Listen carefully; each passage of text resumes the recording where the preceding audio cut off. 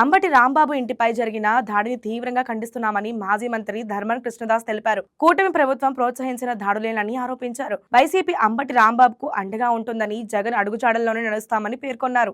వేమూరి నియోజకవర్గ సమన్వయకర్త వట్టికోటి అశోక్ బాబు మాట్లాడుతూ టీడీపీ తప్పుడు ప్రచారంతో ఉద్రిక్తత సృష్టించిందని ఆరోపించారు. రాష్ట్రంలో వైసీపీ నేతలపై దాడులు జరుగుతున్నాయని అందరూ ఏకమై ఎదుర్కోవాలని పిలుపునిచ్చారు.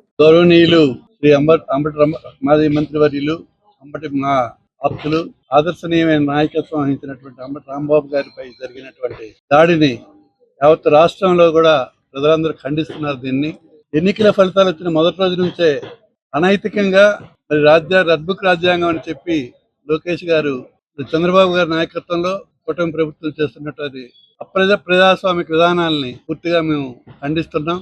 అలాగే ఒక సమర్థవంతమైన నాయకుడిగా మరి మంత్రి ఇరిగేషన్ శాఖ మార్చులుగా సమర్థవంతంగా పాలన అందించి జగన్ గారికి రైట్ హ్యాండ్ గా ఉంటూ మరి ఆయన నాయకత్వంలో మాలాంటి ఇతర నాయకులకు కూడా స్ఫూర్తిదాయకమైనటువంటి నాయకత్వ పటిమతో ఉన్నటువంటి రాంబాబు గారిని మరి అతని మోరల్ గా వీక్ చేయాలన్నటువంటి తపనతో కూటమి ప్రభుత్వం అలాగే చంద్రబాబు నాయుడు లోకేష్ గారు చేస్తున్నటువంటి అప్రజాస్వామిక విధానాలని పూర్తిగా మేము వ్యతిరేకిస్తున్నాం.